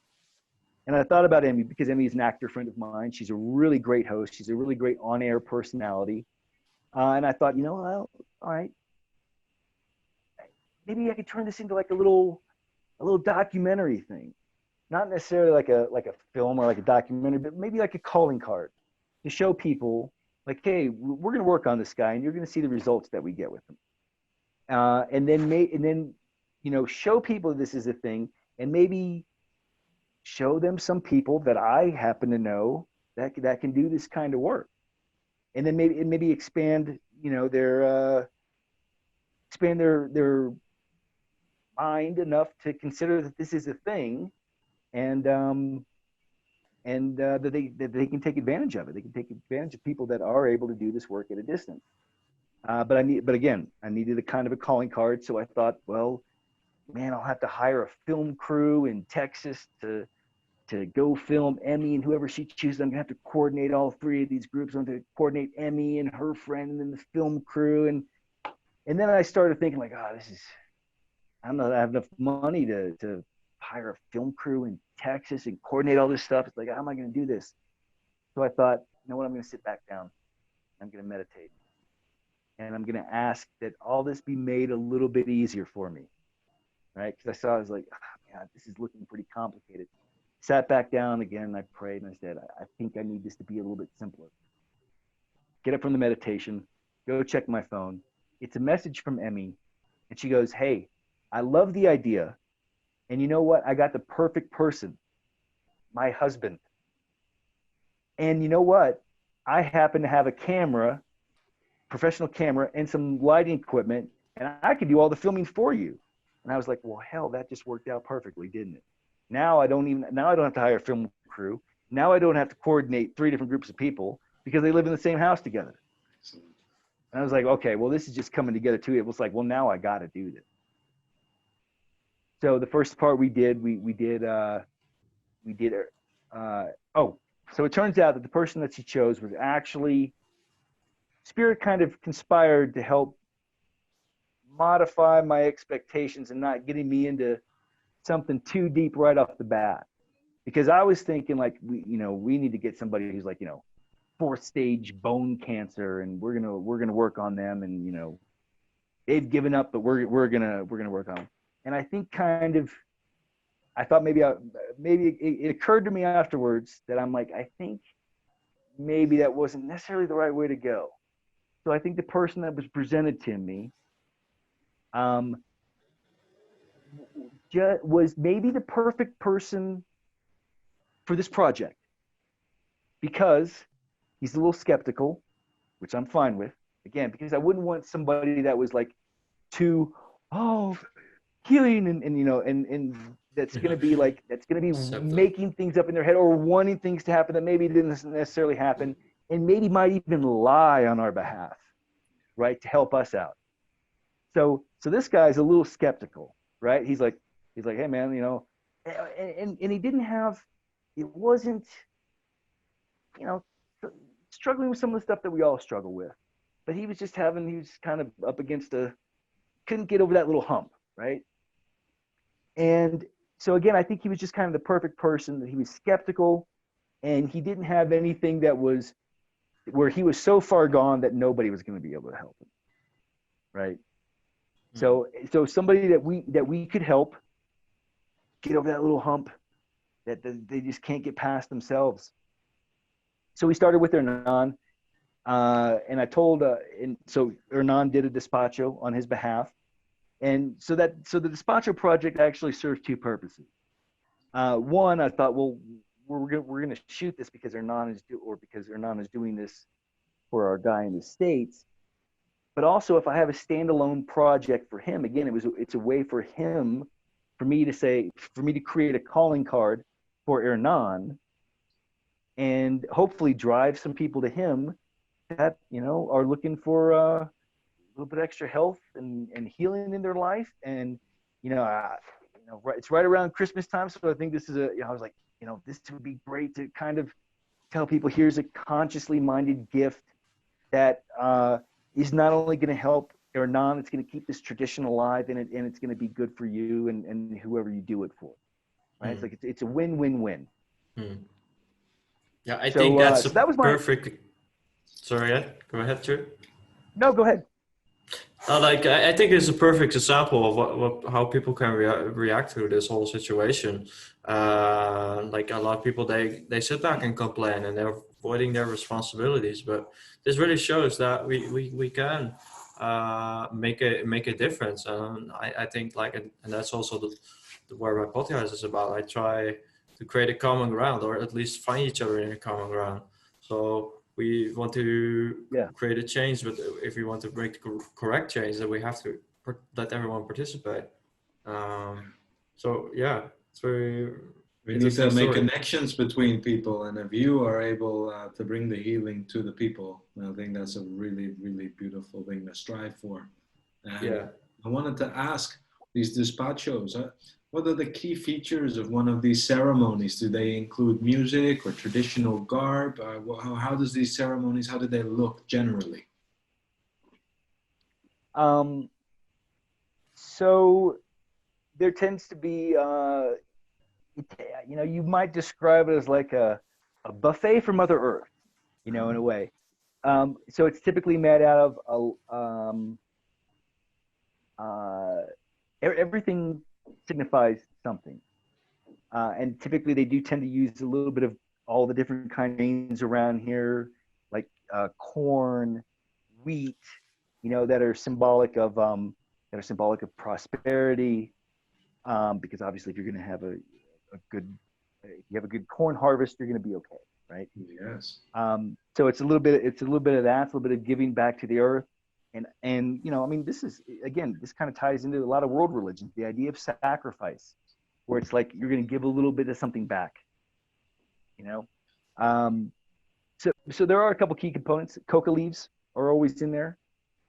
Typically there's 3 or sometimes 4, depending on the work being done, that are placed together. It's called a kintu, and those are placed in there. Typically, there's a kinto for each of the person involved in the ceremony. They get their little 3 leaves. They do a little prayer with it. Hernan or whoever is doing the despacho dresses all the ukhus, the earth, the sun. That's placed in there.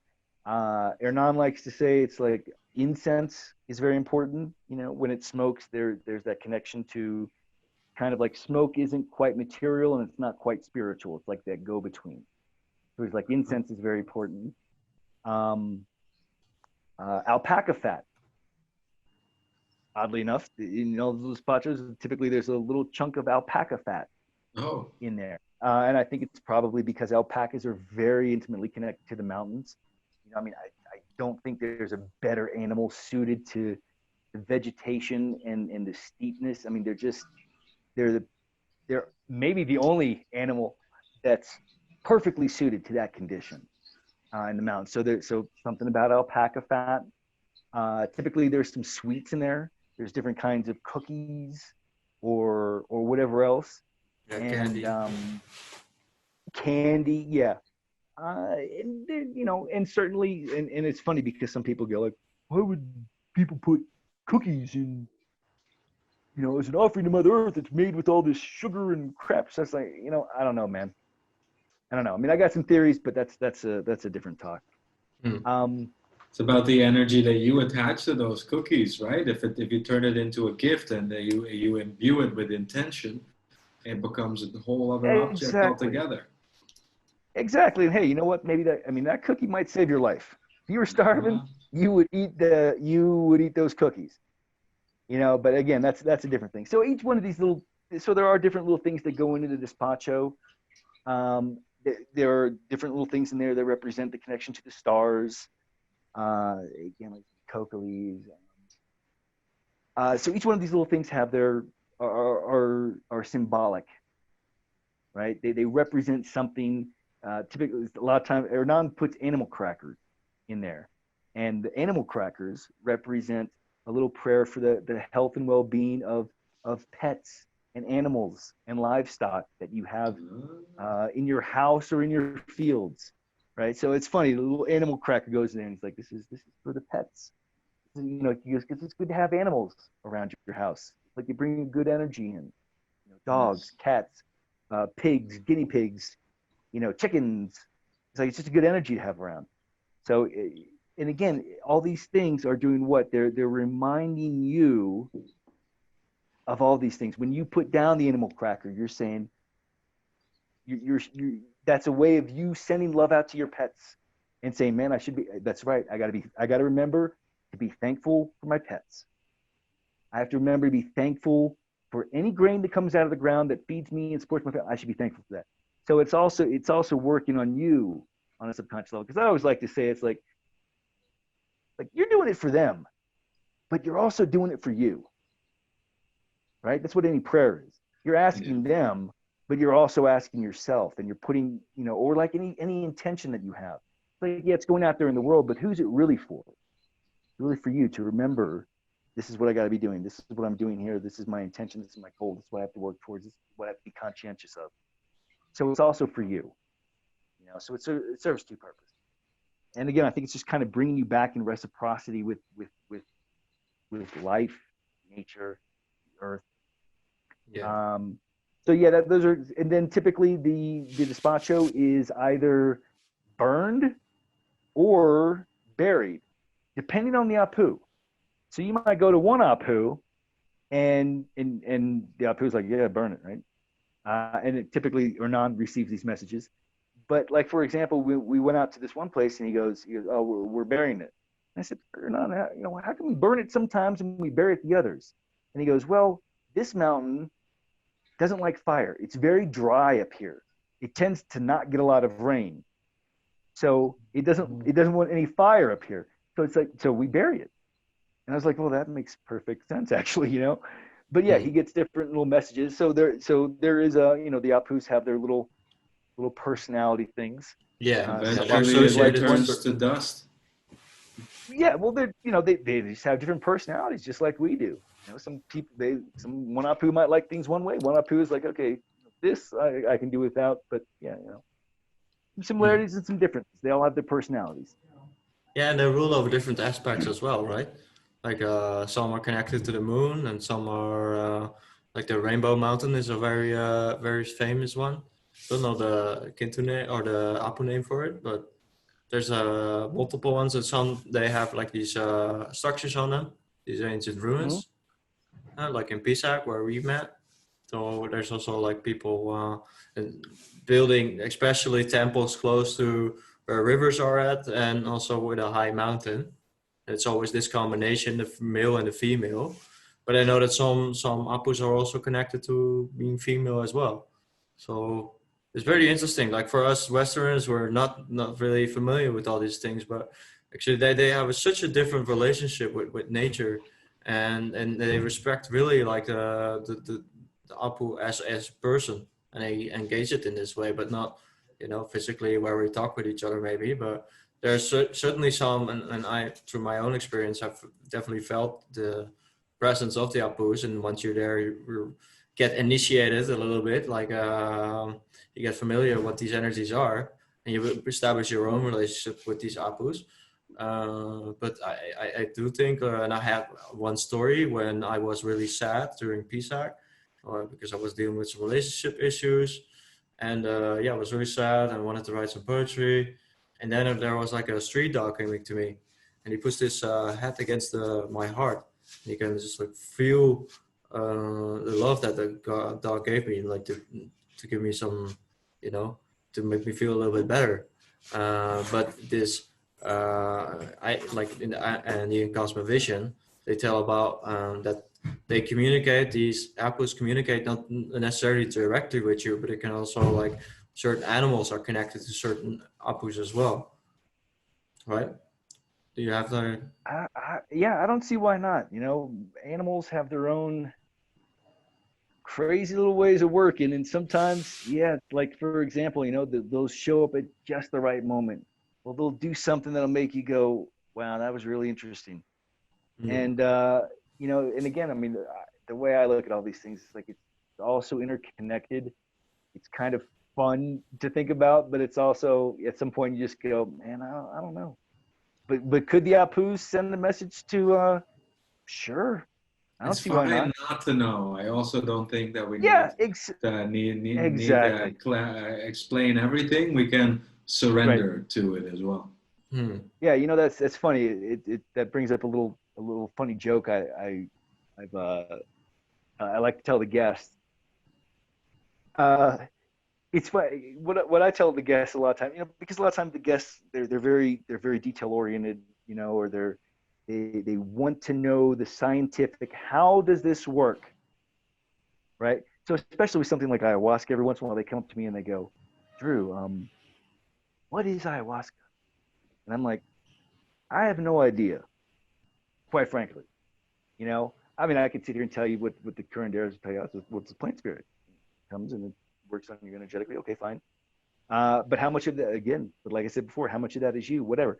So sometimes the guests will come and they'll go, how does Raul do what he does? And I'm like, Raul would tell you that's just the way the medicine works. Like there's a lot of things that he does that even he can't tell you exactly what it is that he's doing. Like for example, when he, you know, the Iquitos that they sing, the songs that they sing, the healing songs that protect the space and call in the ancestral and plant spirit, cosmic energies to help in ceremony. When he drinks, so for example, I tell people, I'm like, if I called Raul down here right now, this is the middle of the day, right? Nobody's drank. Like if I call him down here right now and I ask him to sing an Iquito, he wouldn't be able to do it for you. It's not there. He needs to work himself up to it as well.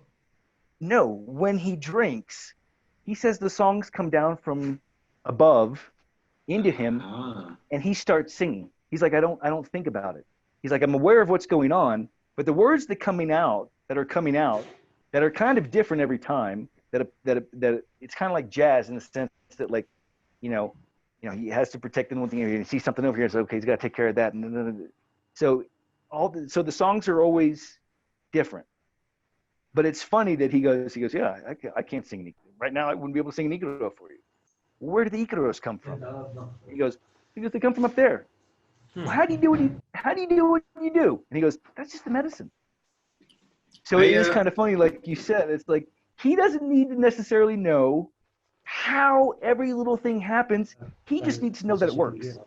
He just needs to know if I do A, B, C, D is the result, and this is the result that I want. So I do A, B, C, and the patient gets better. I don't need to know how it works. I just know that I remember this book which introduced this to me. I remember reading this book which introduced these topics to me when I was pretty young, and it was called The Cosmic Serpent. It's actually pretty Jeremy Darby. Yeah, Jeremy Darby, and great book. I remember his explanation of why he went there, because logging companies were claiming that the locals were not able to take advantage of their environment and didn't even really know about their nature that surrounded them.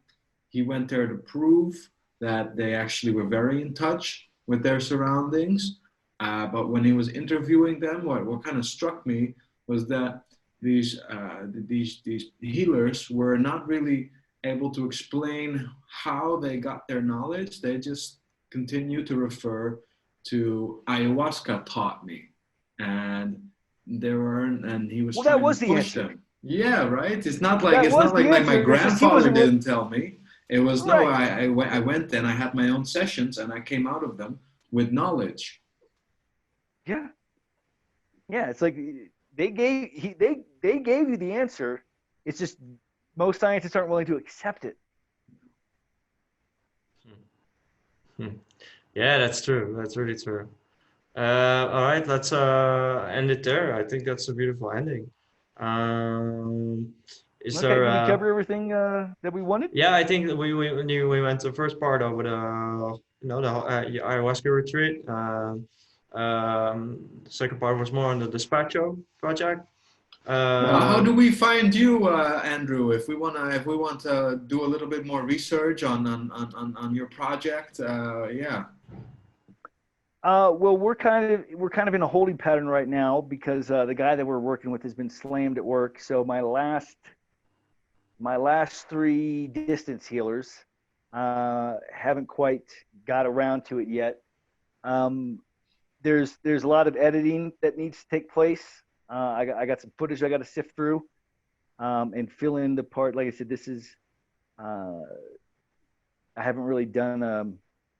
I haven't really, outside of you, I haven't really explained how this project started or what the intention is. So I need to film myself doing that. So this has been nice for me to kind of hear myself rattle off this story. So yeah, so the project right now, it's kind of in a holding pattern, and then there's going to be some editing stuff. The Despacho project, you can go to the YouTube link. I think I sent it to Jasper. Yeah, you saw it. Yeah. So it's up on YouTube.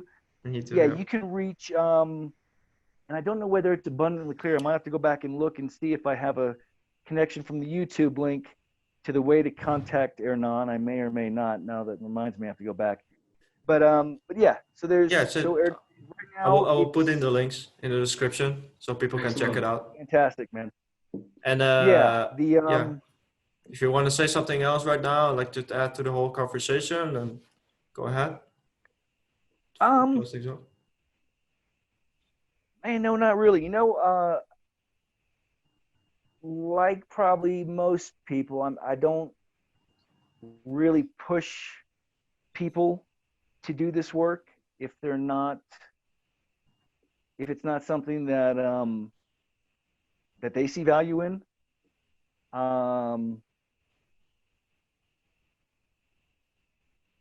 I would say with the Despacho project, send me a message. The contact details I think are on the YouTube link. If not, I got to go back and check and put them up. And yeah, again, it's you would be helping out a healer in the community that does have that is kind of in the lineage going back to the ancestors. He's a carrier of a very ancient knowledge, and you would be helping him out, and you'd be helping yourself out. And hopefully pretty soon I'll be able to put something up that will show you what some healing modalities are able to do from a distance. And at least with our case, some of the footage I have now, our test subject, our volunteer, our friend that let us take a crack at him, has experienced some very positive, very dramatic changes way sooner than I thought. And actually, it's pretty fun to see some of the connections that are made, and we're not even done working on them yet. So he's already doing a lot better, and there are some things in that come about where you do get kind of a more complete picture of, it's kind of interesting. I'm just thinking of this now. Because there are some things that are energetic, but then there are some other things that are psychological, with our friend. and again, I'm actually kind of surprised at what we were able to get done so far and how quickly he responded to what was being done. So I have high hopes for the rest of the project, and man, as soon as I get that, I'll get to work editing ASAP, and I'll shoot it to you, and then of course I do have some plans. I have some writer friends that I would like to give this to, and really at the very least just have them acknowledge that this is a thing, and at least anecdotally, you can't prove it scientifically yet, anecdotally, you'll see that we're able to help people. Yeah, and they will tell you that. Yeah. Yes, Thank you I for hope everything you do, Andrew. This is amazing. Yeah, I really hope that people will help out, not just you, but Hernan as well, and themselves. That is the most important thing. But Hernan and I Also, definitely, yeah. I'd be remiss. Check out Dreamglade.com if something about ayahuasca appeals to you, and if you're checking out places, certainly you can stop by our site, Dreamglade.com.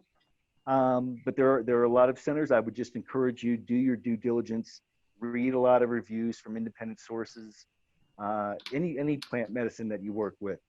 The more you know about the person administering it, the better. So our camp is set to open back January 11th or 12th, I think. We have been squeaking by this whole time.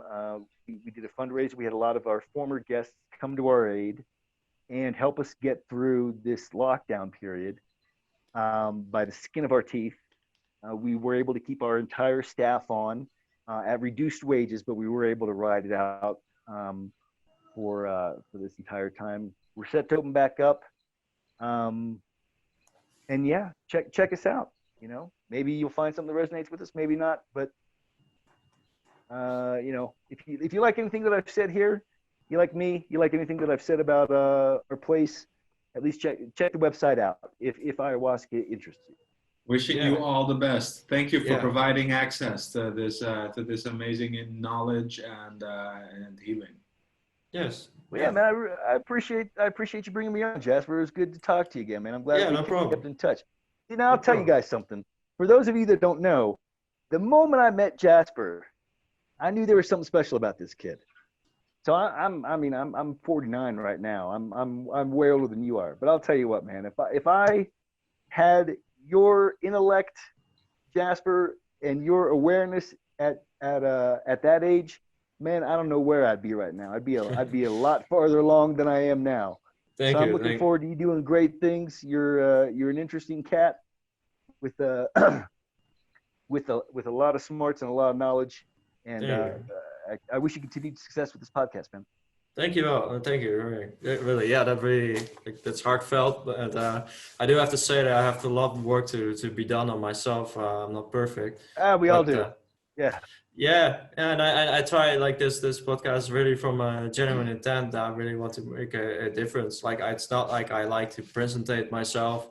I don't even have the best equipment or the best setting, but I might not be even the best person, but I do feel like a responsibility that we should get out there and do something. And I think you are a great example for this with your, most of all with the Despacho project, but also the other work that you're doing. So yeah, I hope that people will check it out. And for people that are watching, I also have an announcement. I will be teaching on pre-ply. I'm already teaching there. I got a few students already.